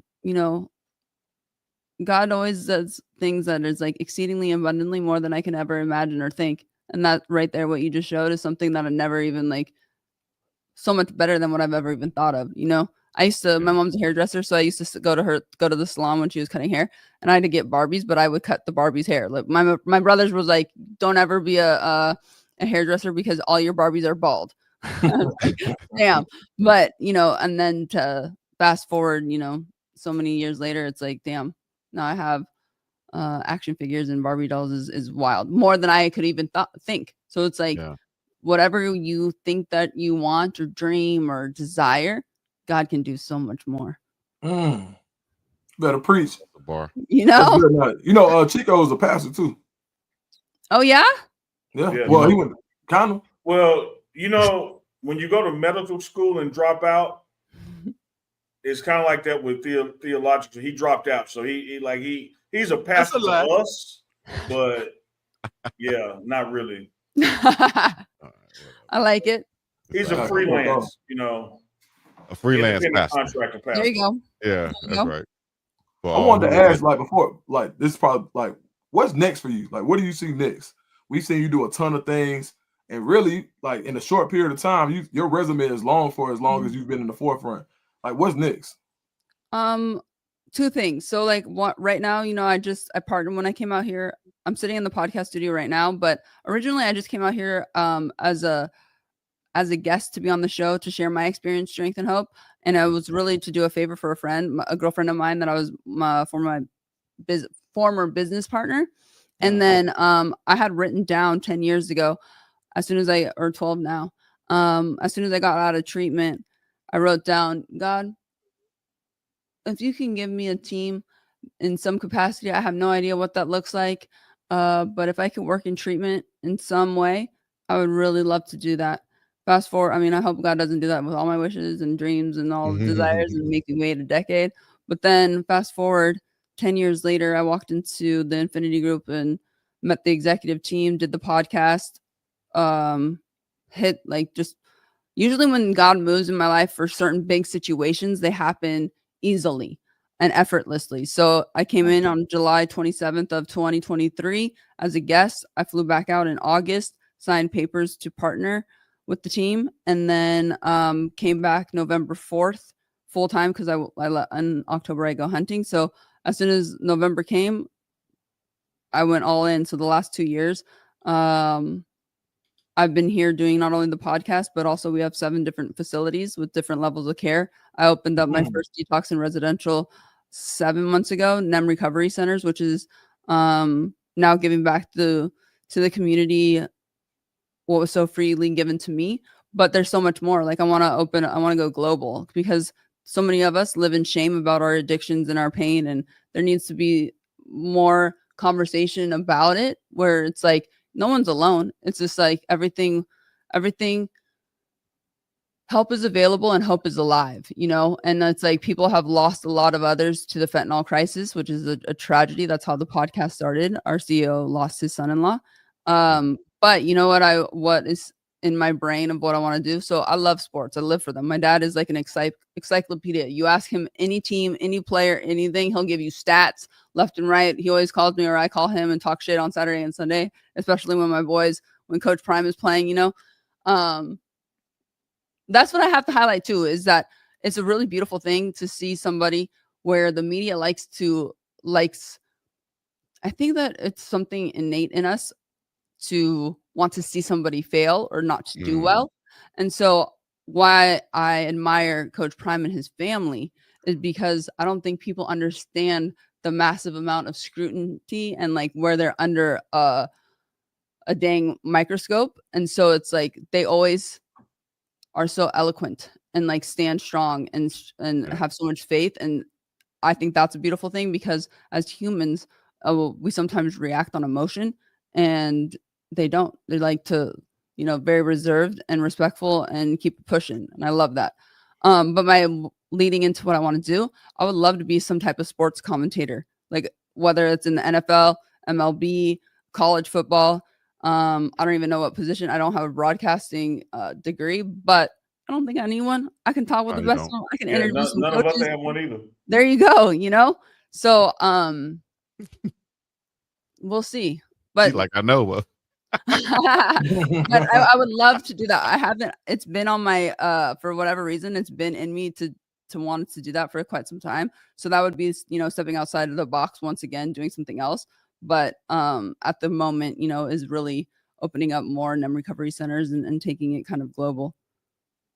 Yeah, well, I think I speak for everybody. I think we got, you know, definitely have a seat available. You want Okay. right here. Oh, you guys, you heard it first. You heard the boys in the chat. Right. You know, hold them to it. Right. Well, you know, Dukes, you certainly did a job speaking for me because I would love to have her as well. But because she's my friend, I do want to point out before you decide to join on with us, you want to double check Chico's paperwork because he started with the payments. You know, you might be used to 30 days payable, 45 days, net 60. I don't know. With Chico, that's it really it ain't no telling when it's coming. That like you might not ever get it. That's a lie. Trust me, I've been in those situations too. Shout out to Vic's my man. You know, don't do that. Don't do that. Just play it around, man. Hey, now we just found out we was interning the other day, so it's cool. No, Yeah. you know what? Don't listen to those guys over there. Yeah, this is our 100th episode, but it took me 98 to learn I was volunteering. Do you want to give a shout out to anybody out there other than Uncle Neely out here in this world today? You know, whether it's your hometown, family, friends, you know, mentees, mentors, whatever. Give a shout out. I mean, I have so many people to shout out. We ain't got that much time, but of course, my parents. God, number one, my parents, because you know, I have to give them so much credit for just showing truth, strength, and what it is to persevere in all things that, honestly, looking back, I mean, not only should they have gotten a divorce dealing with like myself and all my brothers, but I just appreciate everything that they instilled in me as a child, because now I understand it and can look back and be thankful for that. And then obviously shout out to you boys too and doing what you're doing, because I mean, like I said, I've been a fan, so it's cool for me to sit and be on the show tonight with you guys and celebrate your 100th episode, because that's huge. Because people forget, like when you see the product, it's like, oh, it's cool, it's easy, that's fun. It's like it requires effort. Like this shit is not as easy as people think that it is. Like, yes, of course, you sit in front of the camera and you talk and you shoot the shit, but then all the back end stuff of like putting the video together, doing all that requires effort. So you know, I want to shout out my team here. I have young Emily, I call her. She's our producer and takes care of all of our stuff on the podcast, and she's the one that set me up today. So shout out to her and the entire Infinity team that I partnered with, because I truly do feel that I'm living in my purpose, which I struggled with for a very long time of like, you know, figuring that out until I got here 2 years ago. And then a little shout out to everybody that's feeling lost or alone, is that you're not, you know, help is available, hope's alive. And we all struggle, but we're all one and the same, and we all struggle and we all have some type of pain within us, but that doesn't mean that you're lost, because everybody was created. I truly believe that God made us all equal, like with a desire to do something with our lives. And we just sometimes need somebody to help us pull that light out so that we can shine with that. So And if they need help, let them know the number to call. oh Right yeah, down all you at have the to bottom. honestly, we'll make it real easy. All you have to do is just go to the Hopeaholics Instagram page, or go to the NEM Recovery Instagram page, and the number's right there, or our website. So 24/7 help is available. There you go. Love that. Love that. Love you. Appreciate you coming by. Yes, I know. Good I night. only honestly, I love you guys because I was only supposed to be on here for 10 minutes because I had another thing that I was jumping onto, but obviously I was vibing. So I was like, I'm on God's time, baby. Hey, that's Hey! good. You're welcome back anytime. You don't have to wait till the 200th episode. Okay. We'll make sure that your paperwork with Chico is sound, and you'll get taken care of before even Dukes and I. Because it's gonna probably we got to go to Supreme Court to get ours. You might be able to do something locally. Hey, I love it. You know what? And also too, you guys, before I exit, because I did see that Coach Prime had popped on, I just wanted to send prayers to him too, because watching him go through his struggle from the blood clots to the bladder cancer and stuff, and him do what he's doing is a testament of like the strength of when the power is in you. Like God is good. So That's shout out right. to him, because man, he shows up. Man, listen, I know one thing. Chico the Reverend, I'm the deacon. Do we have a deaconess or a first lady sitting in that corner right there? I hear it. Hello. I like that.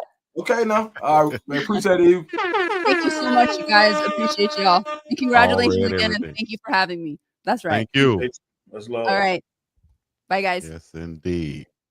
Man, Yeah. Natalie, Eva, Marie, the diva.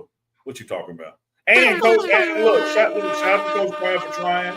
I was reserving him as the surprise guest, and he hit me and said, "Dog, I'm ready to send a link," but the signal just didn't work and you know out, what? so we get him regrouped for tomorrow. I saw him getting ready. I just want to say, I hope I didn't I was trying to add him on and stuff like that. I hope I didn't add him too fast, because he was on there like, how Denzel was trying to get it right, him and Sam. Yeah. I hope I didn't add him too fast. And he's like, "Dog, why you add me on that one I'm trying to get right, though? What you doing?" So Well, at the end of the day, at the end of Chico, I'm glad you mentioned it, because at the end of the day, I am gonna blame you. Like, that's gonna happen. Blame it on the cheek. Got you feeling weak. Blame it That was on a the good one, man. Hey, man. That was a great interview. Hey, Chico, first of all, I want to apologize, man, for the private chat. Because, look, I thought it was just us in there. I didn't think she was going to see that. I forgot that she could see it. You know what? Let me go see what happened. Y'all keep talking. I got to go use the restroom. Hey, look, the first one was like the first message is for us. The second message was me trying to clean it up when I realized she could see it. My bad, Chico. Y'all are hell, man. I ain't know. I forgot. I was like, hey, man, it's 4 people. I cleaned. So what happens is when somebody's on the show with us, they're in the private chat with us too. Right. Yeah. So I'm thinking I'm hiding it from them, from the chat. Yeah. Like we usually do. I'm like, oh hell, she in here too. I had to clean it up for sure. I cleaned it up though. You did. And let me tell you this: the stuff that we normally say to each other privately, it could have been much worse. Oh man. I cleaned it up though, man. But based on where she has grown up with 4 brothers and where she has worked and been through, I'm sure she's heard worse. Yeah, but the funny part is, I was telling the truth. You did not lie. You did not lie. I told the truth. I read it 3 times. You did not lie. Told the truth. You knew she could see in the chat. No, it's like the chat say Dukes is a whole troll. Trying to act like he ain't know Chico. Oh my bad. You know what? My bad. I ain't know. My bad. You know what I'm saying? When people get on the thing, they see I ain't know Chico. I did. Then he tried to make a deaconess and first lady on the way out. You heard it? Yeah, tried to make a commit, did it? Well, you ain't. Hey, but what I did, I put you on the show. Who I said was the pastor though? Dukes to Eva Marie is Chico to Shasta. The whole ball game change. Oh yeah. but who did I put first? Who you The said pastor? first? Yeah. You said You Uck was the Chico the pastor. pastor. I'm just I'm the the pastor? deacon. No, he Okay. said you the Yeah. pastor. You the pastor. I'm the leader of the usher board. Yeah, Usher board man. number one. Oh Yeah. no. No, but Chico, it really wasn't your fault. Prime coach texted me and said the sound wasn't connected and it was buffering on his end. Right. I saw that in the back. I saw them trying to get on, but I also saw that it wasn't muted and I couldn't hear anything. So I knew that was a problem. So Yeah. I saw them working on it. So yeah, man. Hey, the chat saw it though. Coach Prime was checking in for the morning run, man, on 100 episode. And that ain't no lie, dog. Right. On the bye week, off day, You feel while me? traveling. Well, he could be Love. out there fishing. He said, you know what, I'm gonna tune into the morning run for you guys. Might not have a signal. I'm gonna tell you this, dog. I'll tell you what I'm looking forward to, man. And these next 100 shows started today. Because we had some moments today that's probably gonna make the top 3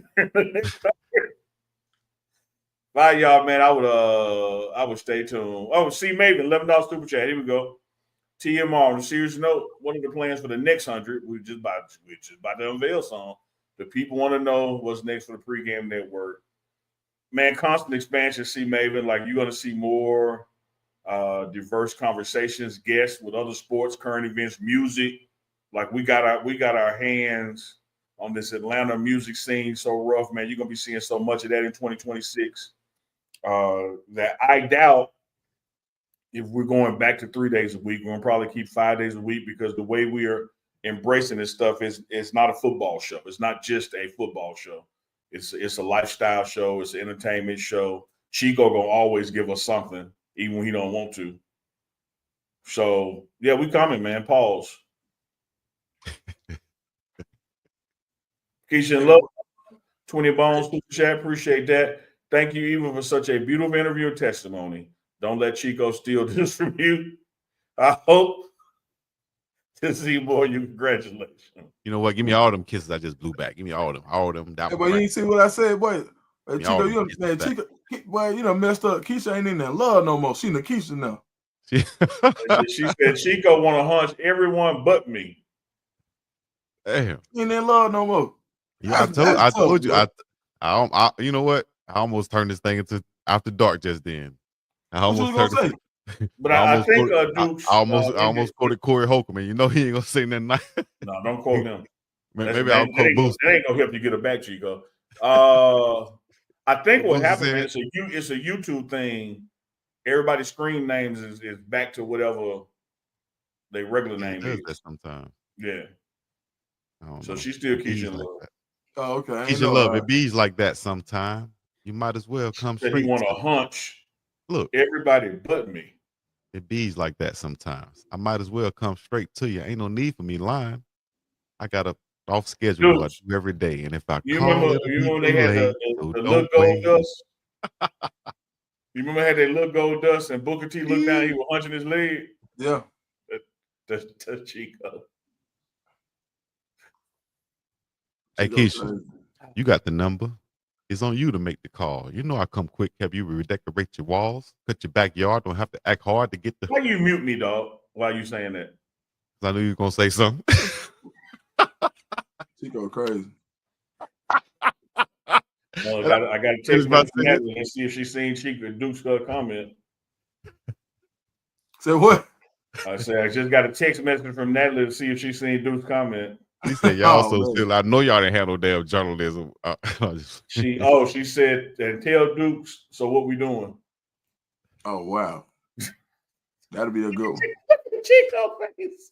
No man, she said thank you again. She had a blast. I see hard. I tell you what, we can swap. And now when it come down to it, you can what? We'll talk. Cause what? Cause look, we ain't like them lyrics. No. I'm talking about like you know when you wrote the Chat GPT. Oh, you wrote the Chat GPT. Allegedly. That's you go here. I'm gonna go there. You feel me? Yeah, triangle. Just rotate around. Yeah, boom. Still That a way. That's triangle offense. What are we for sure. rotating? Never mind. We'll talk Yeah, about I'm with Deuce. I know what you're saying. Yeah. Yeah. Okay. Yeah. Yeah, I'm over here. You I know got how, an all-purpose Chico, you know how towel. sometimes with that all-purpose rag, you know, Make an sometimes in appearance. football you call it the opposite because it's supposed to go that way. Mm-hmm. Mhm. So this play would actually be called Dr. Umar because it's the opposite. Oh. Now you hear me? Umar! Maybe we going Yeah. over here. Yeah. That's all. That's a good one. Y'all silly dog. Y'all real dumb for that one right there. Just know hey. Yeah, Ringo all the time. They know you're going to the right. Sometimes you Ringo. Yeah, you gotta switch it up a little bit. Yeah. Come on, Chico. You got my bad. I ain't know who. Yeah, I understand now. My bad. So thank you everybody for the super chats. How about that? We put a goal in there to go reach hit as them all, many super Chico. chats as we can. And for the Super love. chats rocked out today, And man. y'all know that I'm not gonna touch any of these super chats, so y'all can keep them coming. All right, keep them coming. It's gonna go straight to Uncle Dukes. Okay, because he already got his. That don't make up for the merch. I didn't say I wasn't gonna get my cut. I just said it's gonna go to y'all. Y'all gonna distribute it. Since y'all got a problem with me distributing it. Chico, let me ask you this though, dog. Let me tell you something. Shout to see Everett. No, this real deal, Chico. This real deal. What? What's the real deal? I want to give you your flowers, man. You and Manny, because one thing about all 100 of these episodes is they wouldn't happen without you. Like the production that you do pre-going live, the stuff you chop up after we live.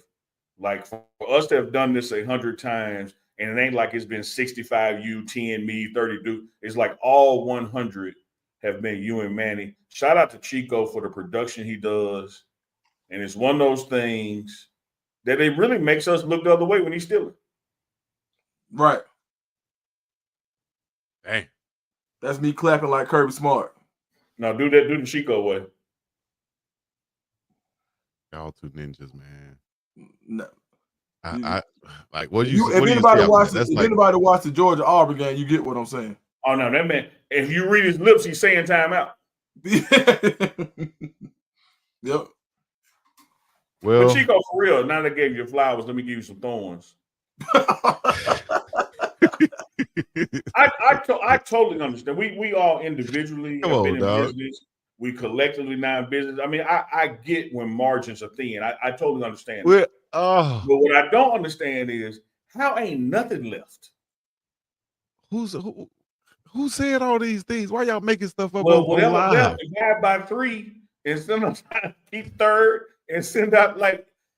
But the comment coming me. Calling me an MF and saying I ain't trying to. I ain't call you no MF. No, I didn't say that, dog. Yesterday you said Chico. Yesterday you said you called an MF out of love.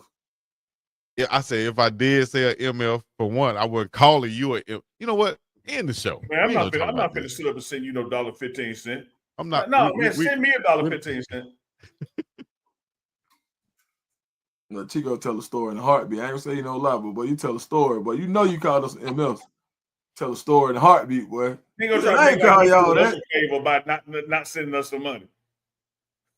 Man, I try to look out for y'all, man. You don't want to get no cash out and ain't but $1.10. No, yes, I do. Man, we had 27 items sold yesterday. Yesterday. Alone. Where? He was like, let me get the rest. I'm gonna be missing a lot of Ocho. In one day, and he should have done. He said, I got 27 items sold. Where? He can't wait to go check. I can't believe I ain't stole that shit. My phone would have been blowing up by now. It would tell me. My phone been dry to Sahara Desert. Man. Poor little tink. Poor little tink. Yeah, Mara Weefall got it right. Sincere, though. You're right. I couldn't leave it all flowers, but I meant it. I need all mine. Right, some thorns. Well, listen, man. What I'm about to do is Mama Tia. Hey, update on Mama Tia.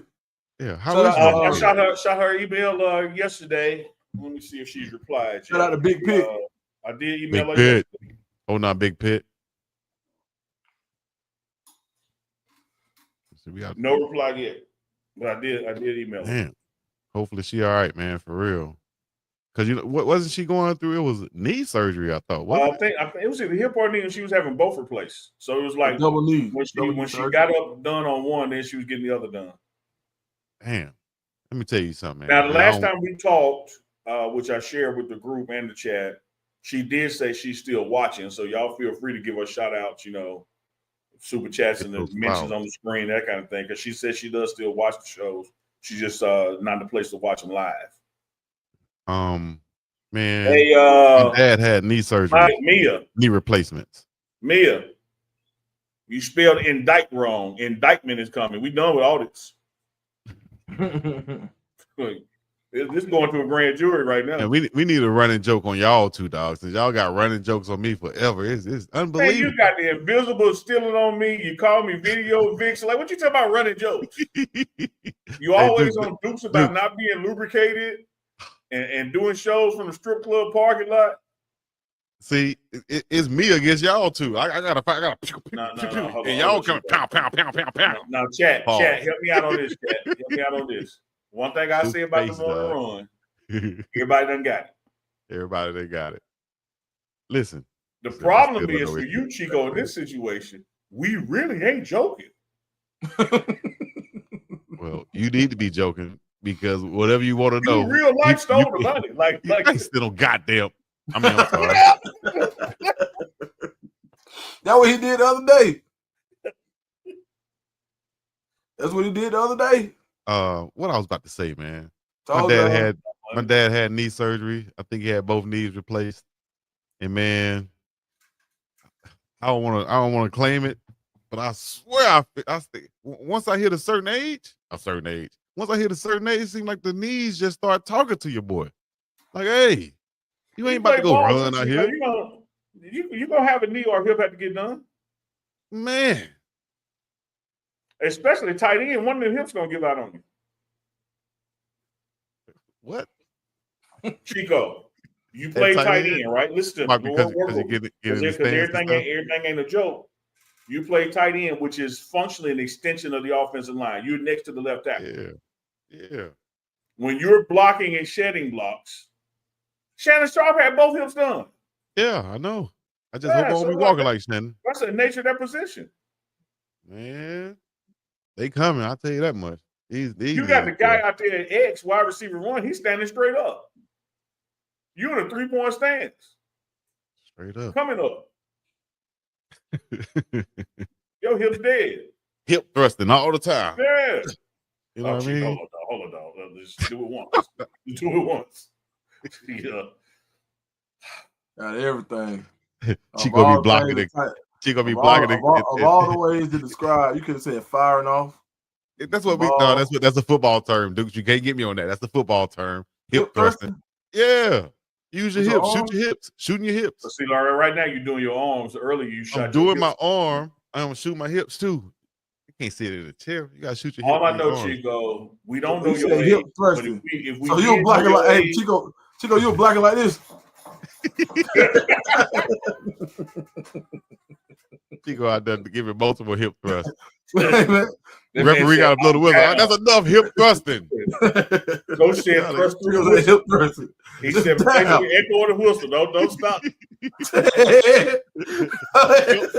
Coach said one hip thrust, Chico. Stop giving multiple hip thrusts. Hey, dude, on one hip, it said don't stop, and the other hip said get it. I'm telling you. Flag on the play, multiple hip thrusts, 5-yard penalty, repeat first down. Chico sitting in the locker post game mad. They won 36-6. Damn, Chico, we won big. What you mad at? It wasn't enough piles. Hey, get my 3 hip thrusts in. Oh man, Chico, whatever age you are, because you never tell us your age. Whatever age you are, your hips are probably 12 years older. For sure. I remember. I'm not Kaepernicking right now. I remember being like 22 in college, saying like, "Damn, I feel like I got an old body. My feet be hurting. My stuff was hurting back then. Back was hurting. And I used to think like, is everybody else hurting like this? Like, or did they not go through? But I've been playing football. I was playing football. I had an injury in the project before I started playing organized football. Yeah, so Let's go, man. Let's go. I got other stuff to do, man. I got better things to do with my time. Yeah, to go steal the 27 orders. He said 27 orders came in yesterday. Like what? You see how big his eyes got? You see that for real? Where? Well, I wonder how I finna pay these. Well, okay. Chico He started doing that Chico math in his get head. his braids redone. Just Yeah, got I'm about to go get done again. Yeah, 27 orders, that's 4 more hairstyles. One for him, one for Dukes, 200 for Hey, me. Listen, man, listen. For the people out there who want to bet smarter, please bet with MyBookie. MyBookie.ag and use our code when you sign up. That's TMR. That's T for him, M for me, R for him. Y'all make it stand for what y'all wanted to stand for. One thing I tell the chat about MyBookie, he can't steal this one. They come to me and Duke, so he can't steal this one. Hey, Dukes, you know this our fault though, right? You know what? It's y'all fault. We said, Chico, Watch Chico, just do this, man. You manage it, right? And as part of your management, just take 6 to 7% admin. And then when the quarterly, monthly break us off, that's something that took 100% admin. You know what I'm saying? That's a lie. The devil is a lie. Man, listen, man. Took all the money. Soon as, you know what? Man, hey, look, the website been up for been having merchandise sales for 3-4 months. As a matter of fact, what did MyBookie tell you about all of those signups that we had? How about that? What did MyBookie say? And I'm gonna rest my case and walk about this thing, spike the ball and leave. To Philip Dukes and Uncle Neely, great job. That's a Y'all lie. audience is really kicking their ass. We glad Chico wasn't involved. Okay, well, if that's what it was, leave it at that then. This has been the 100th episode of the Morning Run Live. With no resolution. What Chico said, man. And guess what? No, I get that line. Chill out, man. Come on, man. I'm Give me close off the ball. I'm hip thrusting. Hell no. Chico was doing. We run the power. Chico said, we run the power. Y'all doing this. Yeah. I did this. See, I'm blocking. Y'all. Hey, I forgot about this. Remember Chico said, yeah, I remember when I got to school, I was playing tight end, and they gonna say, you two light ass. And I said, who? With that sassiness too. He sure said it with that sassy. Who? I know they said who too light ass? Who?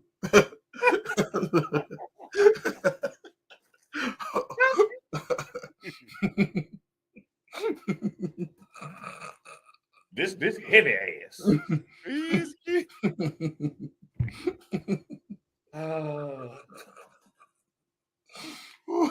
about to go to my $600 a night hotel room. About to take me a nice bubble bath.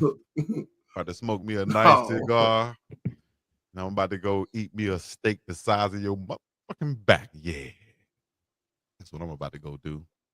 And while you sit up in this hellhole you sit in. Soul man. Yes. With cans of dog food on the shelf and I don't see no damn dog. Bernie Mac. You the dog, motherfucker. The dog under the bed. You lucky he come and attack your ass when you came up in here.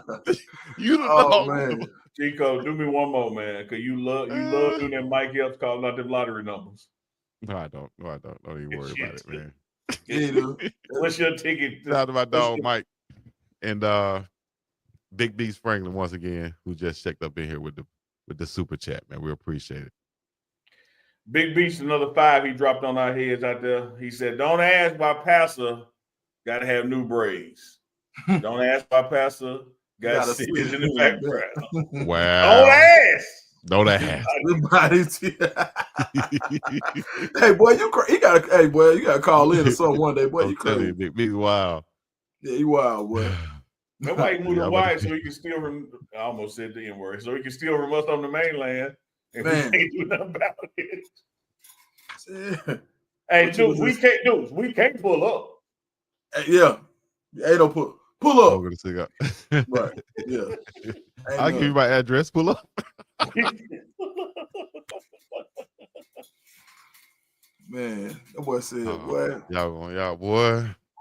man?" All right. Hey, man. Thank y'all once again. I 100, don't even know man. what else to say. Much love, y'all. Yeah. Boys. Put a 100 in the chat. Put a 100 in the chat. Huh? You the dog. Put a 100 in the chat. Chico, give me the lottery number, man. Come on, man. 15, Do.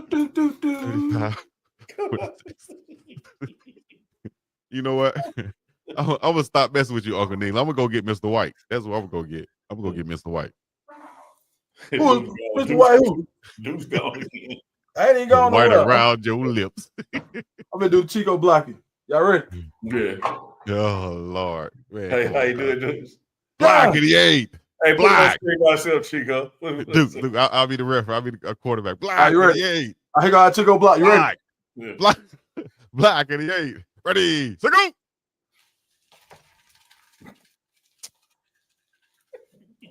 Jangling. Jangling.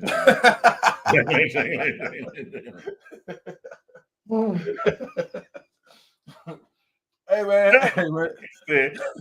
Hey, Marty said if we pull up on Chico, we'll get thrusted. He meant thrashed. Yeah. He meant He's thrashed. Oh man, hey, you seen the little kids in Florida who was humping the ground when they scored a touchdown? Yeah. Chico. He said Chico. Speed hustle thing. Chico, that's where it was started. He said speed hustle team.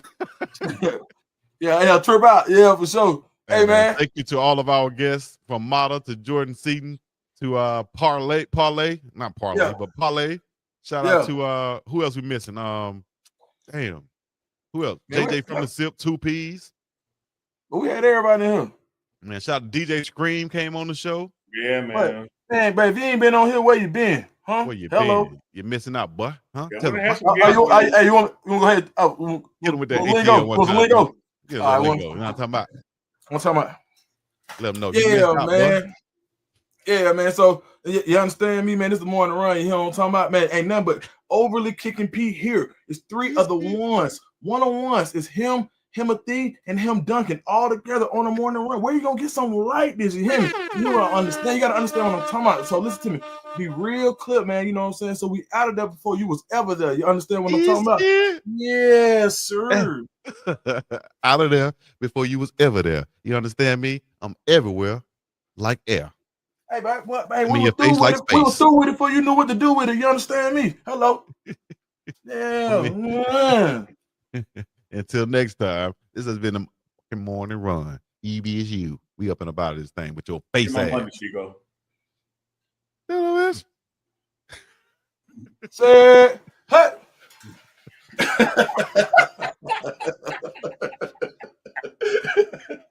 Personal Yo, file. is On the site is extra freakiness. Unnecessary thrusting.